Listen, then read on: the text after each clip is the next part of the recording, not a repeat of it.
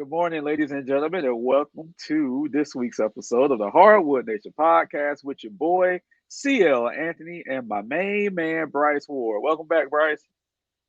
Glad to be here. How you doing, buddy? I'm doing fantastic. How are you? Well, glad to be here. Like I just said. No, I'm good, man. I'm good. No complaints from me. If the channel wasn't doing so great, I would come over there and dunk on you. I just want you to know that.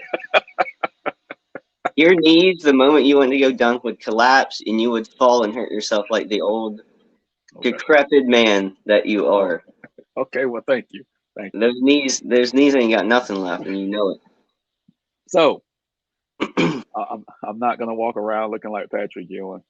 Um, Thank you to all the support that we've gotten over the last month with the subscriber count that continues to rise. We've gotten more views than ever before. So we just want to say thank you to everyone and continue to like, subscribe, and share our content at the Hardwood Nation on YouTube. Now, with that being said, Bryce, we got another story. It's the gift that keeps on giving. I thought we were done with it, but we had another turn this week. I want to first ask your opinion on how do you feel about Kevin Durant doubling down on his trade request, and then we'll get into part two later. But for the initial question, how do you feel about Kevin Durant pretty much saying it's either going to be me or Steve Nash and GM Sean Marks? It's not very surprising. The timing of it was a little surprising, just because since the beginning of this whole process, it seems like it had been dying down a little bit, or at least to the general public. Like the rumors and the meetings seem to have been dying down, as if nothing major was going to happen. Um, we know Brooklyn still has Durant for like 3 4 years, something. It was 3 years, something like that. So 4. So we talked off air that we thought maybe they were just going to roll the dice and I guess take the chance on keeping him. But either way, that maybe they started the season with him, maybe even possibly still Kyrie, and just run it back the same way, despite how those two guys may feel. Mhm. Um, but then this came out of nowhere. Durant doubling down, making um, what seems to us more extreme demands. That could have been his thing the whole time, and then he could have leaked this himself in a way. I Like, think he oh, the did. rumors aren't getting out and nothing's gonna happen. I'm gonna let slip what's really going on Yeah, to I put think he pressure did. on. That would, like, from his angle, that would make sense to me. But the way Durant has turned since winning his MVP, like nothing he does surprises me. Like nothing. We live in this strange empowerment era to the players, and to an extent, a lot of it's good. But I definitely think some changes come up in the when's the next CBA? A couple of years from now. Agreement? Huh? It's a couple of years from now. Yeah, that we're gonna see. I think some major changes. I hope there's not like a strike or anything. With some of this, like we had last time. Um, but either way, none of it surprises me with Kevin Durant. You know how I Mhm. feel about him. He's just like a big spoiled baby at this point, and I wonder what he has to do in his later years, because this will only last so long before he ruins his reputation. Oh, I think We it's already ruined. right. We talked about it last year with Harden, like what Harden was doing, the way he was leaving teams. Like, how long can he keep this up? But then he turned around and took a smaller deal, and it looks like he's trying to make some effort on this Philly team. Like, what's it going to take for Kevin Durant to one day, if he even wants to, undo what he's doing? Because I do think it leads him down, like, not a great path, reputation wise and stuff. And he may not care. He may just want to go out there and drop his 30, 35 and be done. But um, I, I don't buy that. It still seems like he wants to, like, be on a championship team and stuff. It's like, how many of these dynasties, or how many of these teams that actually have a chance are gonna do this for you? I just don't get it. Look, we have a hard time understanding his mindset. A lot of times, it's just entertainment for us, and that's all this is. It's like none of it is surprising me. I'm interested to see how Brooklyn responds. Um, I'm interested to see if Kevin Durant comes out and says anything else, and I can't wait to see where he ends up because you know they're going to be there's going to be a spotlight on that team for all next season. So I'm excited. I'm not surprised. I'm excited. Really quick before I move on to the next topic. Well, next topic in the same subject, I want to clear up something for the ignorants out there. Not for you because I know you know, but for the ignorants because there's a lot of ignorants that we've saw the last 3 weeks in our comments. I just want to clear up one thing. So, in the event that there's a work stoppage in all the professional sports, there's two ways that can happen. So, owner initiated is a lockout, player initiated is a strike. So many people get that mixed up. So, what Bryce is saying Okay. is in the next work stoppage, he doesn't want another lockout. So, we want to be real specific with the terminology. Not your fault, but I'm just saying we want to be real specific with the terminology because the ignorance out there will hear strike and automatically run with it. Oh, it's the players' fault that they're not playing. They're millionaires. They're spoiled. Yada yada yada. When it is, in fact, probably if it happens, it'll be a lockout. The players have absolutely no reason to go on strike right now because they're getting everything they could ever ask for anyway. But the owners are going to be like, the way you guys are acting with all these trade demands so early in your contracts, nah, we're going to have to change that. So I just Yeah. want to clear that. No, I'm I just glad you want to did clear that because up I for the forgot that ignorance. that was the hot button word that was going around when that was Oh having man. lockout, Oh, and that makes sense that there, it's depending on the side and how it's handled. Okay, so that makes sense. I didn't actually have that in my head. I just couldn't think of the word lockout at the time, and I was like, oh, strike. So I'm glad you cleared that the up because I don't think I even thought about that. So the last time there was a lockout, there hasn't been a player strike in over 25 years. The last time there was a lockout, oh, the ignorance came out. Okay, they came I remember. out, and it was ugly. Okay, it was ugly. But anyways, all right. So moving right Well, along. wait. How do you feel about this KD situation? How do you feel about him doubling down and putting the ownership in this situation? We're getting there. We're not done with KD. We're not. Well, I We're know not done. you're changing topics technically, but you No, didn't we're not. answer. No, we're not done. We're getting there. We're getting there. So on the heels of the report, which I think you're correct that KD leaked this report, the owner, Joe Tsai, literally tweeted out like a few hours later that we support our front office and our coaching staff, which pretty much said, yeah, we're not firing these guys for you. My question is, do you think he should have came out publicly and put credence onto the report, or should he have dismissed the report? Because what he did, he validated what Kevin Durant was doing as far as the them or me situation. So I'm gonna get into how I feel, but I just want to know which way do you think the owner should have went? The way he went or the opposite way? I think sorry, the way he went was the right choice because I 100% believe there has to be a culture change there. The reins of power have to be taken back from Kevin Durant and Kyrie Irving. Your little experiment did not work. Maybe with the right players it would have worked, but the right players wouldn't have went there to try to do that. I don't think like in that way. You know what I mean? So I think if you're the owner of the team, then I would feel like you would want to fix this as fast as possible. And to do that, you have to get the power back in your manager's hands, the people who run the team. You got to give them back their power. And so you want the best basketball product on the court. You want to sell tickets. You want to win some games. I think ownership was hoping they could just run it back, maybe, except for I think they're split on Kyrie. I think they know he's talented and this and that, but I think they're done with that project altogether. And I think Mm-hmm. that in tandem, pairs with Durant and his opinion of the situation, obviously. So for him to like lay down this ultimatum of them versus me, it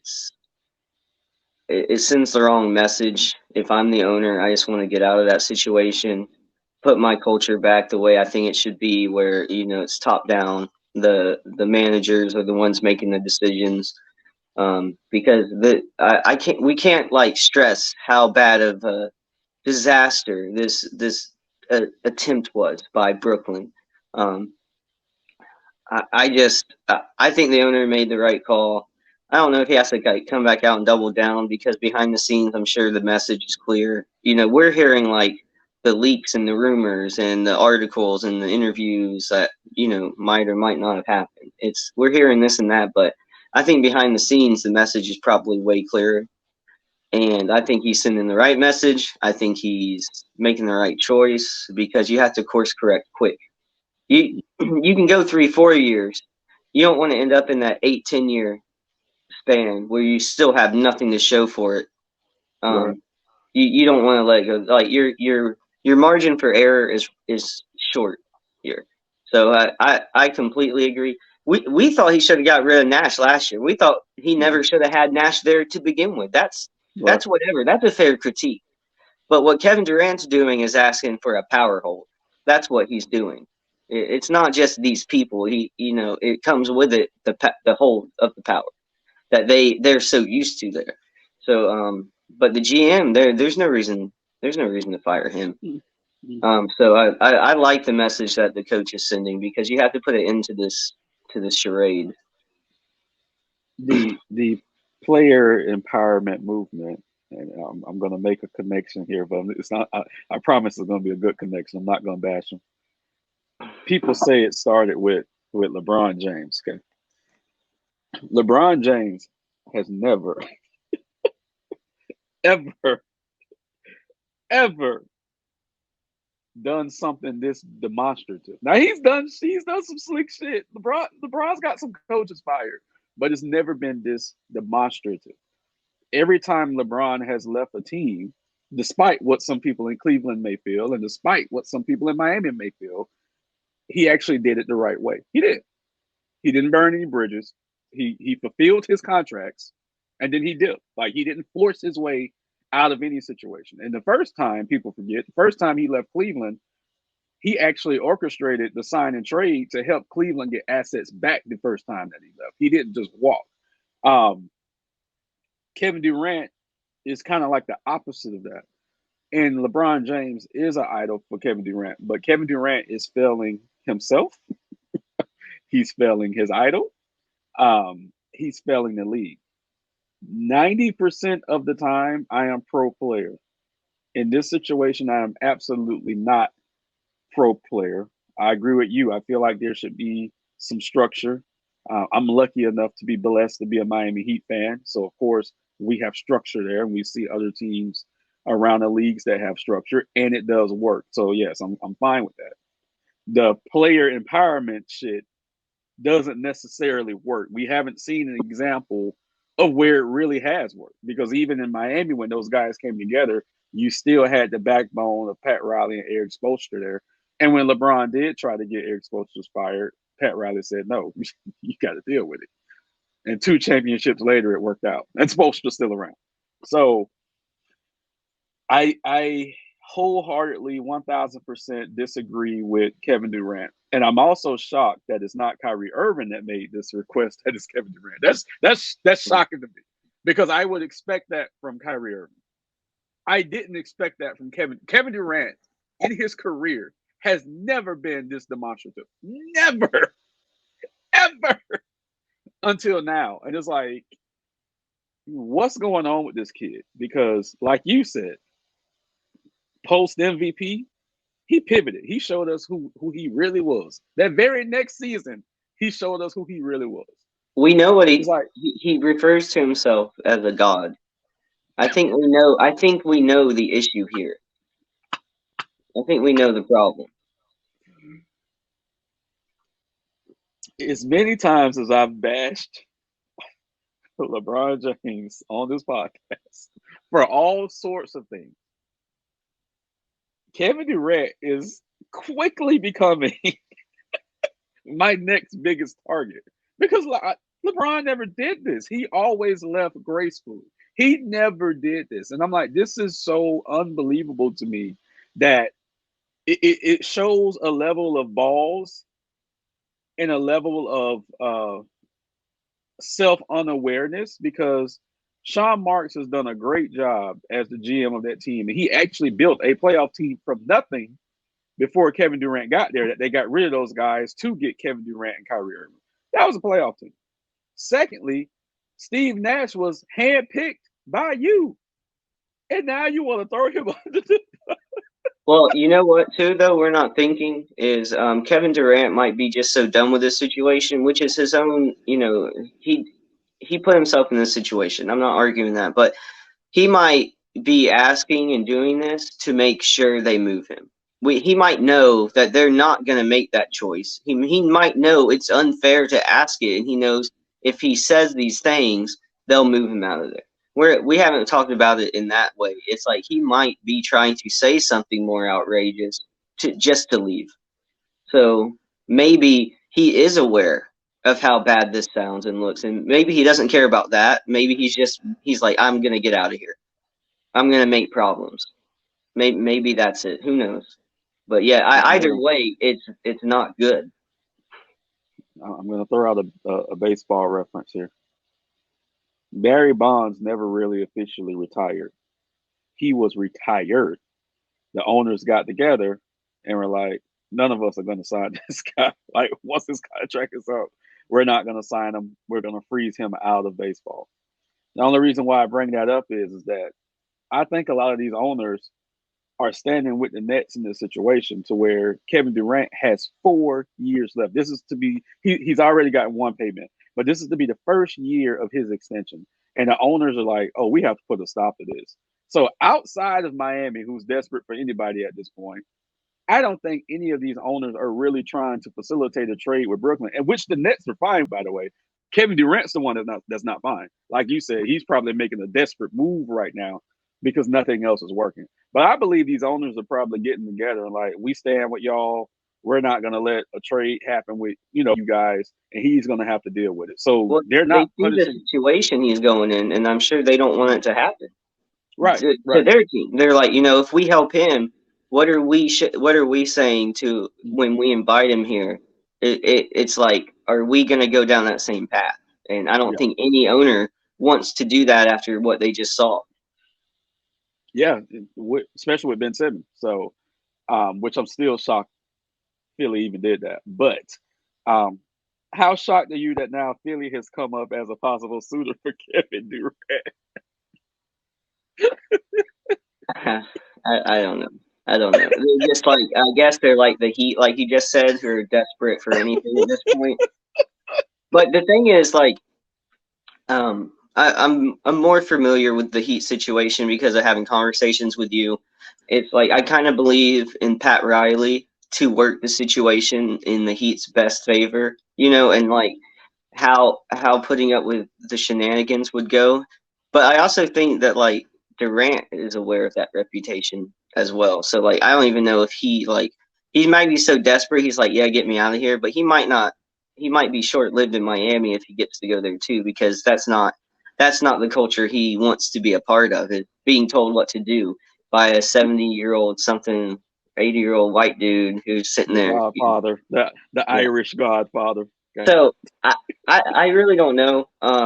I feel like the Heat could like definitely wrangle him in a sense, but he's just it just seems so outrageous at this point that I don't know. And Philly is in that same situation where it seems like they really want to win a championship. You're bad, yeah. Like it might be to the point though it's detrimental because it reminds me of when Orlando lost to LA, and then the next couple years you started seeing them try to hold on instead of just win. It's like they were trying to hold on to being as great as they were, and they started making bad deals and they started bringing in the wrong people a little like a couple years too late, and it was just a slippery slope after that. So it's like Philly, you brought in Harden. It's scary to bring in Durant because you're gonna have to give up a ton, and you're bringing in another. This was the whole thing for Brooklyn for us. These like toxic personalities and these traits these players bring. Like Kyrie had nothing but problems. Durant had a lot of issues after OKC before he went to Brooklyn. James Harden has notoriously had problems and left teams, um, and you brought all three of them together at some point. And so to me, it's like, yeah, on paper you might look like a talented team, but as Philly, you already have Embiid and Maxey there. Bringing Harden there was an issue that you had to work through. Do you really want to bring another major cog in and see if it works or not? When on paper you already look really good now. Right. Um, Right. like uh, like I said, anybody wants Durant to bring what he brings on the basketball court, but do you want to bring the rest of it to your team? Because that could bring you down just as fast. So I don't really know. I think Philly is like kind of reaching a little bit. Maybe they should just run with what they have now. That's what I think. But I don't want to. I don't want to help Durant go anywhere. Like in my Mhm. head, like a Heat. But do you think he'll go as far as to just shut himself down if he doesn't get traded? Do you think I he'll just sit? I will be completely shocked if we see that again. So we just saw it with Ben Simmons.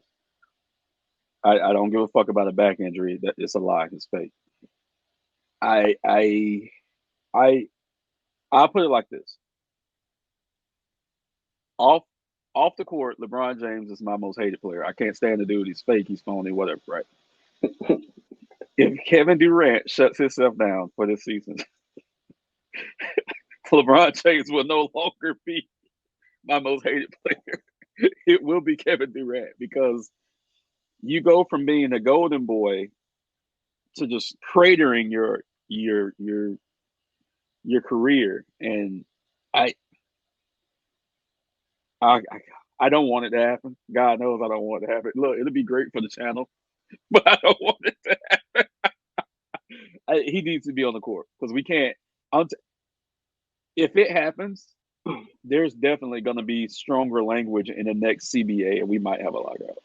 And I don't want that to happen. But I think the owners would lose their shit Yeah, if yeah. if Kevin Durant does it. I've heard whispers. You first told me about it, and then I started seeing whispers. The little birds are talking, but I just don't think I'm holding out hope that he won't do it. I'm holding out hope, but I'm hearing whispers. So I think that's what you said about Ben Simmons last year. I can't remember. yeah, It just sounds like something I thought I heard you say. I don't remember, but I am hearing little birdies talk about Kevin Durant might just do it. I'm just like, please God, don't do it. Please don't do it. But it would be great for the then we could bash Mr. Cupcake every week, so that'd be great for the channel. So we talked about LeBron James, my favorite player to discuss. Okay?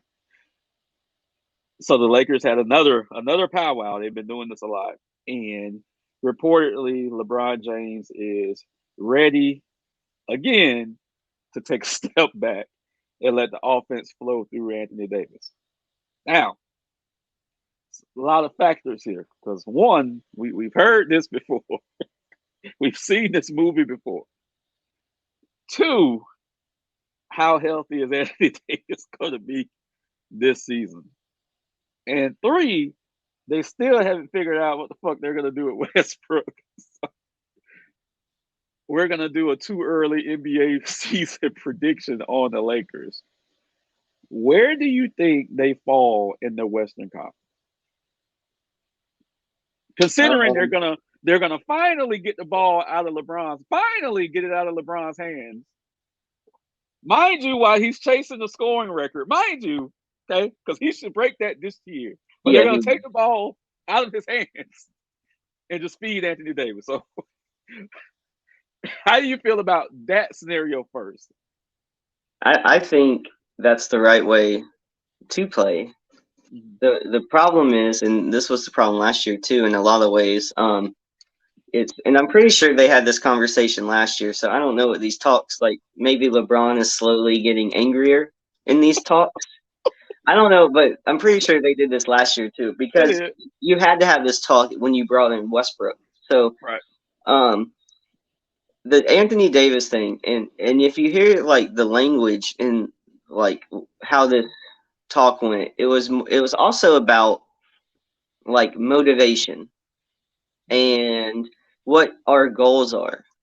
And I feel like everything, if I could like envision this conversation, it's all three of them sitting there, but LeBron and Anthony Davis's face like this the whole time, and he's just talking, and Westbrook's over there on the side going, mm-hmm, mm-hmm. And then they're like, "We need you to do this," and Westbrook's like, "I'm gonna try to do Westbrook things," and that's what I do. And LeBron just shakes his head, and turns back to Anthony Davis. He's like, "You need to be healthy, and you need to be motivated." Because I still feel like it's going to be the Anthony Davis train, and as he drives it, it will go. But I think even best case scenario, because I doubt they're all three healthy the whole season, and we've never seen a fully, maybe when he was younger, we've never seen a whole like season of a motivated Anthony Davis. Right. Um, so on paper, it sounds nice. Look, the Boston Celtics responded to their little team meeting last year, right? That where Smart got on everybody. Who knows? Like, we can't predict everything, but we have to believe that same thing happened last year. All of this is coming out now that they haven't been able to make anything happen. So LeBron's trying to be the good little leader.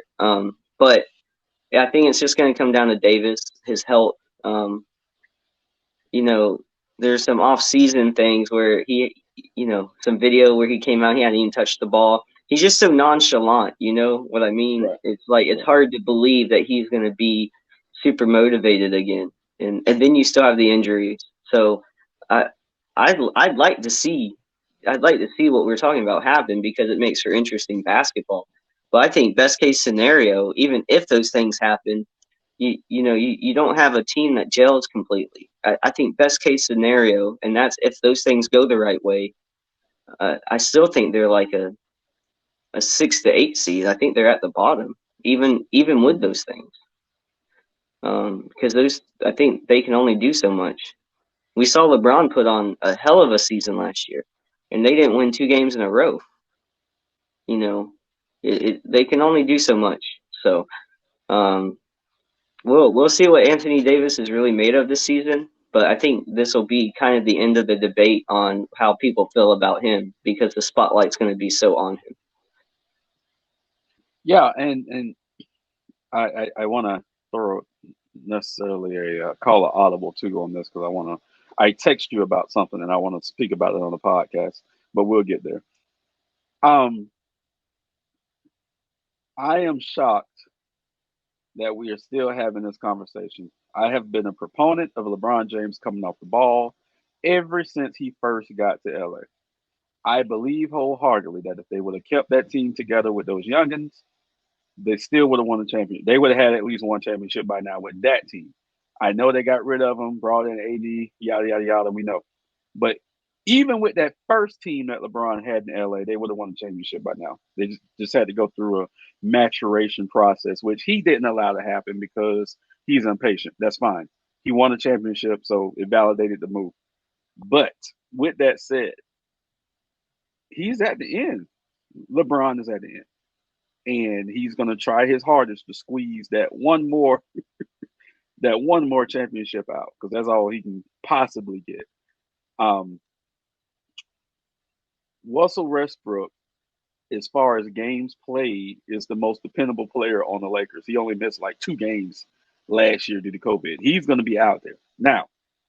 Whether he plays the way the Lakers want him to play or not is debatable because we know I will never say anything bad about Russell Westbrook. He will be on the court. LeBron's probably going to miss about 15 to 20 games. Anthony Davis has been trending around 40 or 50 games missed the last couple of years. So I don't. Does the ball need to come out LeBron James's hands? Yes. Does it need to go to Anthony Davis' hands? I don't believe so. Does it need to stay in Westbrook's hands? Los Angeles would kill me for this. I still think Westbrook should be the decision maker on that team Well, because he's someone's got to bring it up the court and give it to Davis. So technically, it's his choice. so. I I just don't think feeding the ball to Davis is the right answer because, as you said, he hasn't proven that he can hold up to all the banging and all this. But since he's been there, he hasn't held up to it. In the bubble year, we get it. I'm not knocking the championship because it was in the bubble. I'm knocking the championship because you had 4 months off and his body was just ready to go. Him and LeBron's body was just ready to go at that time. So that's why I kind of knocked the bubble, not for what they did, but I still don't think that feeding Anthony Davis is the move because that just gives him more opportunity to get hurt. The more he has the ball, the greater is the opportunity for him to get hurt. That's just when I look at it. That's just what it is. But I do want to say this, and like I said, and talk about what we text about offline. But one more thing.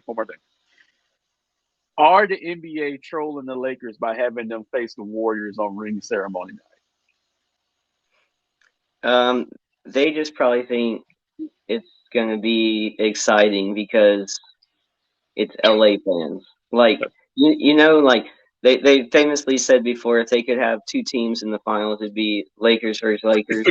You know, I think they just want whatever they can bring opening night to put as many eyes on those teams as possible. They're like, let's do that.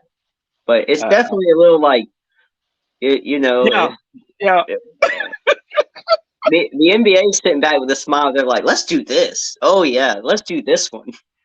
I bet you LeBron was like, "You bastards," because I know he's gonna be fired. They're gonna be like, does LeBron have all his rings on as well? LeBron's gonna be there with all his rings on at one I too. know he's gonna be fired up, bro. He's gonna be fired up.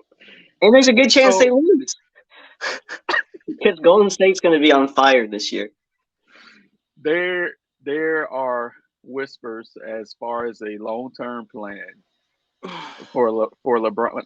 2.5 years. I say long term plan, but there's whispers that LeBron James is putting together an ownership group as we speak because the NBA has unofficially greenlit two more expansion teams. So they're going to finally get their Vegas team they've been trying to get for 20 years, and then the Seattle Supersonics will return. With that said, to make the conferences even, a Western team has to move east, and they haven't decided who it is yet. I think it's going to be New Orleans because I believe they're the closest team to the Eastern Conference. And I think the last time they realigned, I was supposed to research this. Sorry, I forgot. Been busy. I think the Pelicans slash Hornets slash Jazz have been in the East before. So I think that's going to be the move to make. With that said, LeBron cannot be an owner and a player at the same time. Can't happen. Mm. They're targeting 2025, which means effectively we have this year and next year, and then we might not see LeBron again as far as a player. So let me ask you this: how do you feel about and he is going to break the scoring record this year if he averages like 20 points a game or whatnot. So Mm. what impact do you think LeBron James has left on the game? Like, what is his legacy, considering we may only have 2 years left? Um, he's. I think there's the goat argument is the one that people like to have had for a long time. But now that we're actually nearing the true end of the career, we can have a more realistic conversation. And I think it's just going to come down to what people saw, like at what ages, and basically it's just going to come down to some opinion arguments because statistically we've taught even you that LeBron is going to go down as the greatest player of all time. There's really no question.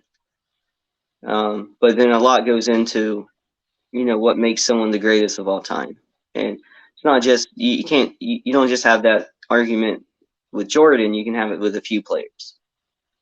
Um, Kobe Bryant was taken from us early, but his basketball career, is one of Laker legend, not just NBA legend. And I feel like in just the time in the last couple decades, we've seen it 2 to 3 for major, not just NBA talent, but like generational cultural talent. And we've seen some amazing things. And I just feel like each should be appreciated for its own, whatever accolades they have. But I don't think, there's people like you that's like, uh, there's things you don't like about LeBron James off the court, some of his character that he's expressed over the years, how he handles things, weak, whatever you want to call him.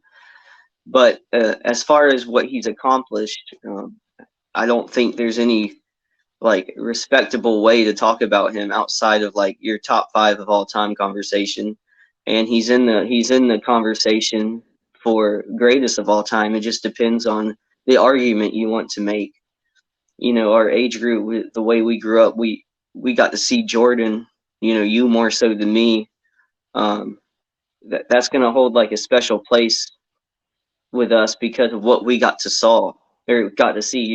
Your father's generation, he grew up with something else. He got to see, Dr. J, things like that. There's different ones for each generation, but in terms of uh, winning rings, stats, especially stats, there's no way to like have a real negative argument about LeBron James's legacy. He's going to come out um, part owner of a team. He's going to stay in the business. He's will probably have a larger role in his agency that he doesn't have a part of now. Everybody knows, but you know what I mean. It's Yeah. just like he's following in Jordan's steps in a way, to where they're just building off that legacy career. Um, like Magic Johnson. You know what I mean? People that have went on to just grow massively Yeah. outside of just a basketball player. So I And even don't. There's Shaquille. nothing negative to say on the court. He's one of the greatest of all time, if not the greatest of all time. He's up there in those conversations, and on the court, I don't think there's anything really bad you can say about it. So, and then the players who have played with him, outside of Kyrie Irving, who has a problem with like most people, nobody has anything bad about or to say about LeBron. Like you said earlier, even when he's left teams, he's really done it in the right way. Mhm. So I don't have anything bad to say about LeBron James. If you have a problem with his character or stuff that he's done outside the court, like I said, that's one thing. But what he's done in the NBA is nothing short of impressive and legendary and generational and whatever accolades you want to throw on him. Nothing bad to say about him. Yeah. The the guy, it's a love hate thing with him. Um, Yeah, he because I brought your Heatles fiercely 2 more championships or 3, whatever. because I fiercely defended the legacy of Dwayne Wade, I hated LeBron James. I hated all the coverage LeBron got because I'm like, hey, this kid in Miami is pretty good too. Let's just be real. And then of that draft class, Wade was the first one to win the championship. I got to throw that out there. But I don't feel like you should be defensive. Wade won the championship there. No, I, Before I he was ever, always. You're he right, but proved I'm saying himself. The league knew what Wade was. I was always defensive of Wade's legacy because I just felt like LeBron overshadowed him. Even though Wade was successful very young, LeBron was still getting all the press, even when Cleveland was getting first round exits. Now, what helped LeBron was, because people forget this, the year after the Heat won that first championship, LeBron actually got to the finals and got ass raped by Tim Duncan. Okay, people forget that that was his first. The year after Wade, LeBron was next. Okay? He got there. When he came to Miami, of course, I knew. You just know, okay, we're gonna win the championship. Um, but then I had to still kind of try to like him a little bit, right?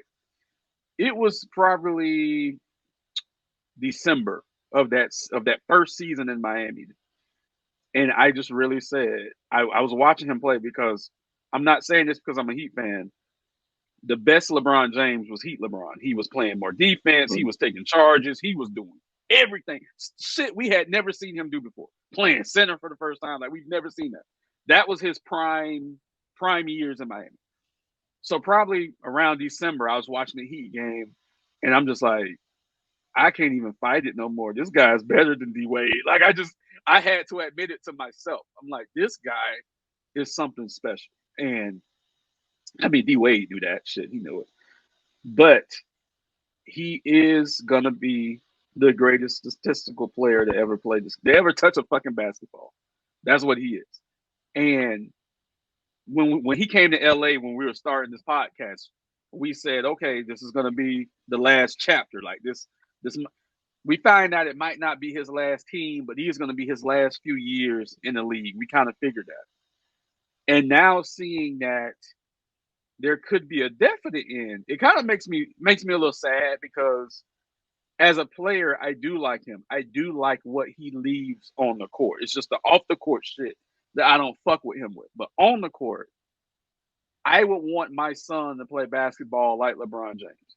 I would teach any young kid how to play basketball like LeBron James, to be unselfish, to be professional at the things that you deal with your organization, to have the amazing footwork that he has. His defense has slipped, but that happens when you get older. So I'm not even going to knock him on that.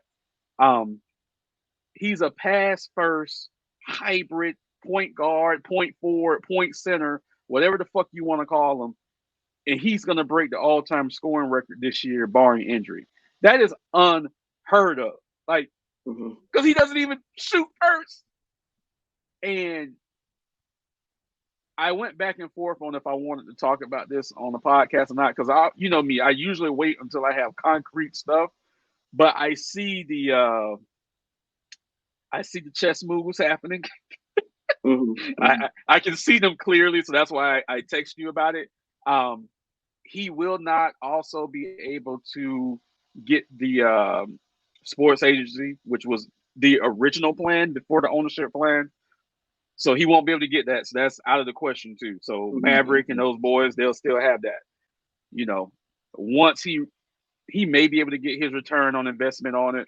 Let's be real, he doesn't even need it. So the wording is that LeBron's going to be the majority owner, and then he's going to bring in some guys, Chris Paul, Carmelo Anthony, and maybe even D Wade to be minority owners. So as I told you offline, we may have the banana boat crew along with other investors in this Vegas team, and it is unbelievable. Do you think the NBA even needs two more teams? Do you think that's a good idea? They're not going to turn down the money. So I know you talked about the talent being diluted just a little bit, but they're not going to turn down the money. And like I said, they've tried to get in Vegas for years, and Vegas is viable. And they just got the football team. Just got the football team the past couple of years. Um, so yeah, they're going to get there. They owe Seattle. Like, I'm never going to say no to that. They absolutely owe that fan base because that was some bullshit. The Thunder needs to have that off of them. So it's good for the Thunder too. They have to have that off of them. So um, I don't mind it. I want to see how the East shakes up if New Orleans moves east, which we talked about that as well, because they're probably going to be in the Southeast Division with our teams. Um, but LeBron James is the player that I would want to start my franchise with, more so than any other player I can think of, because he is that great.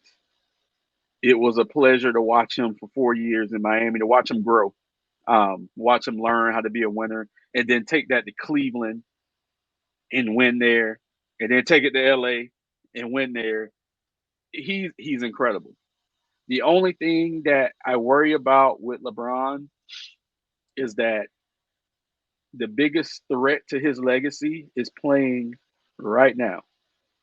And if Golden State can pull out another championship, I think we have to put Steph up there. We have to. Like, Yeah. and there's a word that you use, undeniable or something, I believe it is. If Stephen Curry ends up with more championships than LeBron James, I think the conversation changes just a little bit. Because we would have to give Stephen his flowers. And I know it's people who love Steph, people who hate Steph. So just like The Jordan lovers hate LeBron. You have the LeBron lovers that hate Steph and hate Jordan lovers. It's like all over the place, right? Because everyone's trying to defend everyone else's legacy. But I do believe if Stephen Curry, LeBron's at 4, if Stephen Curry gets 5, conversation changes just a little bit. If you could pick one guy to build your team around, I'm going to give you 4 options. Would you Okay. pick Steph, Dwayne Wade, LeBron James, or Shaquille O'Neal? Shaquille O'Neal. Okay. If they're all playing like same time, Yeah. Shaquille O'Neal, and that's no knock to LeBron. That's no knock to Wade. That's no knock to Stephen Curry. Okay. Shaquille O'Neal was I thought you might go with Shaq. I was just wondering. Shaquille O'Neal is one of those players.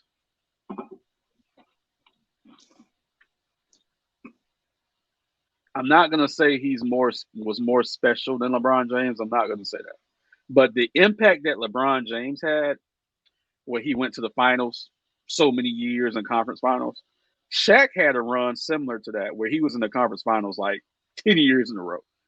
He didn't necessarily get to the finals like LeBron did, but he was right there, and it was still an incredible run. And then every team he went with until the end, he actually led to the finals in some capacity until his legs broke from under him. But no, Shaq was very, very, very dominant. The injuries is what slowed him down, which LeBron didn't have to deal with until now. Same thing with Wade injuries. Steph dealt with his injuries early on, um, more so. Mm-hmm. But um, Shaq, for your question, but LeBron James is outside of Michael Jordan the most special NBA player I've ever seen, and I'm happy again that he came to Miami and learned how to put all of his tools together. Because who knows what would have happened if he won the game? Because so much shit had to happen. He had to learn so much shit on the go. He had to feel the pain again against Dallas. He had to feel that pain and then just took off. So yeah, kudos to LeBron. He's gonna be missed. And if he does get the team in Vegas, kudos to him. I don't see the NBA saying no to him. I think they want that. Um, They've never I said no to him before. pretty much no. So it's I think it's a done deal that is going to happen, and it's just sad because we're in 2022 now, so by 2025 he's going to be gone, and he still should be able to, because 2024 I believe is where he could possibly play with Bronny, so that'd be a nice story for a season to watch too. So it's everything's in line, man. Yeah. His legacy is going to be cemented. I just worry. It's like we already have teams like Sacramento, right? We have teams like you could argue people would Sacramento. throw the Magic out there, right? You know, what is like is it such a good idea to add 2 more teams instead of and the teams that have the cities that have teams they hate to hear it like Seattle had to go through it, but it's like Yeah. is it a better idea to just give another city a chance at a team? Like OKC has thrived there. Like you know Mm-hmm. what I mean? Like they Mm-hmm. took advantage of it. You know, I just don't know. I hope it goes well because there's already teams that never have a shot, and then you're going to add to. Well, Seattle, that fan base can can support an NBA team. They did it for 30 years. The Sonic section won the championship in 1979. I believe went to the finals in 78 or 80 and lost. Went to the finals in 96 and lost. Um, they can support a team. They've done it before. They have the arena. It wasn't their fault that they lost the team. It wasn't their fault at all. So that's why the NBA has been trying to get a team back. They tried to move Sacramento up there years ago, but the city rose up and stopped that. You can't bring in one team. You have to bring in Right. two. My camera angle's off. You have to bring in two. So that's where Vegas comes in at. Like a city like Jacksonville, sorry Kevin, probably can't do it. Vegas, Jacksonville doesn't need more teams. yeah. But I'm just saying I was thinking of another big city who has an NFL team. Vegas can do it. They're hungry for basketball. They're just like Oklahoma City. Look, when Hurricane Katrina hit and they had to move the Hornets, Oklahoma City, I kid you not, was trying to get the Orlando Magic. You had Tampa and Oklahoma City trying to get the Magic. They already had the arena built. They're ready. Orlando said no. Um, then Katrina hit. The NBA was like, okay, let's move the Hornets up there for 2 seasons. And then they saw that fan base. It was crazy. It was crazy. So that's how that got rolling with Seattle ending up the Sonics ending up at Oklahoma City.